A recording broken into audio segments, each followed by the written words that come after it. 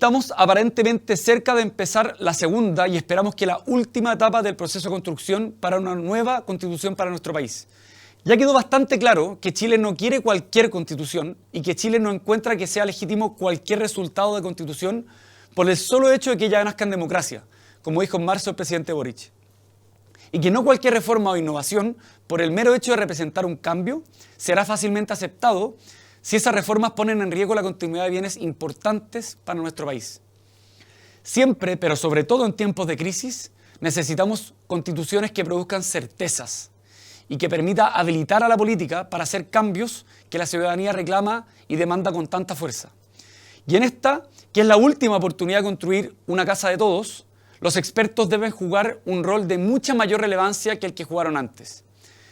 Pero eso no significa que tengan el mismo protagonismo, que los redactores electos. Tanto la mala calidad jurídica del texto como la lamentable performance que mostraron muchos convencionales a lo largo de todo el proceso hicieron que aumentara un mayor clamor por mayor seriedad. Que esto lo hagan los que saben, se decía. Es algo que se repitió con mucha fuerza en los últimos meses. Por eso la ciudadanía en muchas encuestas ve con especial atención el rol que los expertos podrían jugar en esta nueva etapa del proceso constituyente. Y de hecho, en la última Pulso Ciudadano, un 40,9% prefiere que un comité de expertos redacte la nueva Constitución, siendo la opción con distancia que concita más preferencias. Los expertos ayudan a que haya un producto menos apasionado, de mejor calidad jurídica y con una visión de conjunto, lo que significa que no hayan partes pegadas con chicle o que conversen realmente entre sí.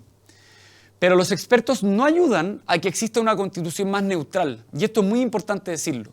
La participación de los expertos, que por sus conocimientos específicos tendrían mayores probabilidades de llegar a juicios objetivos o basados en la evidencia, sería algo así como una mejor garantía de calidad jurídica para una constitución. La seriedad de sus credenciales académicas crearían condiciones para el fondo, es decir, para el contenido de la propuesta, pero también crearían mejores condiciones para un ambiente más propicio para redactar una buena constitución. Mucha gente dice, bueno, encarguémosle esta tarea a los que saben, y ya está. Y algo de razón tienen, porque los expertos tienen que ocupar un rol mucho más preponderante que la experiencia pasada, y de eso no hay ninguna duda. Pero su papel no tiene que ser protagónico, sino que tiene que ser secundario y ayudador. Su papel tiene que ser presente, pero no envolvente. Ni como antes, que como comité de expertos llegaron solamente hasta la propuesta de reforma constitucional, pero nada más. Ni tampoco como pretenden algunos, que sea solamente que ellos hagan la Constitución.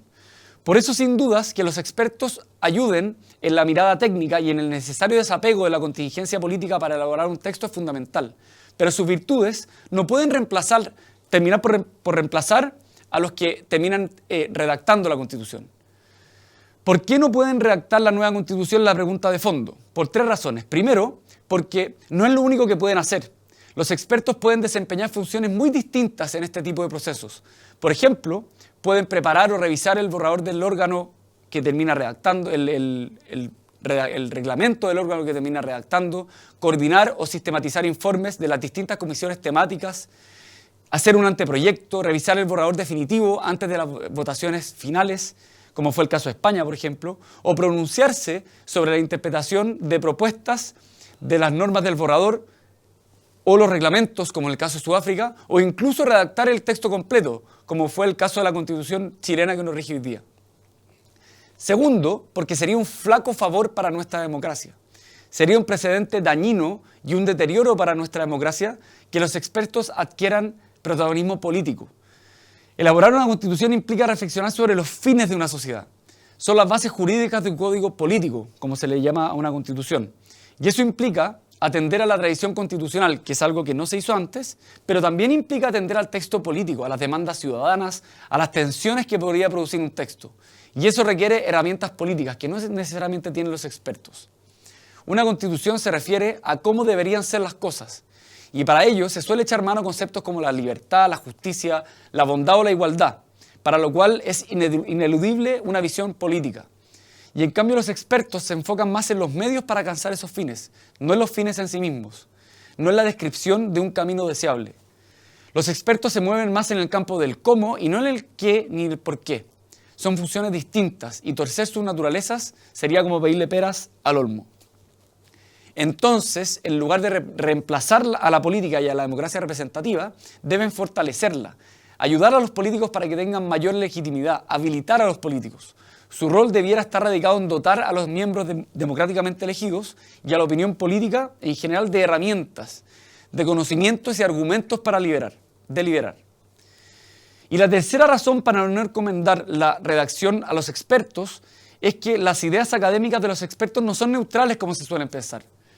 Los planteamientos de los académicos, sobre todo en temas o en asuntos relacionados con la discusión pública o política, como naturalmente es redactar una constitución política, obedecen mucho más a sus propias convicciones filosóficas y políticas antes que a los conocimientos específicos que tienen.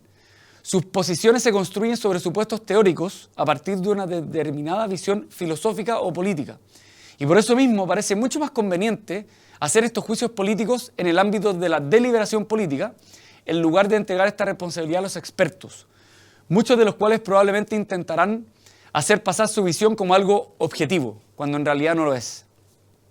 Si los planteamientos de los académicos fueran objetivos, no existirían profundos desacuerdos entre ellos, y vaya que los hay, lo que se explica en las diferencias políticas que existen en sus planteamientos, y no en que unos sean más o menos inteligentes que otros.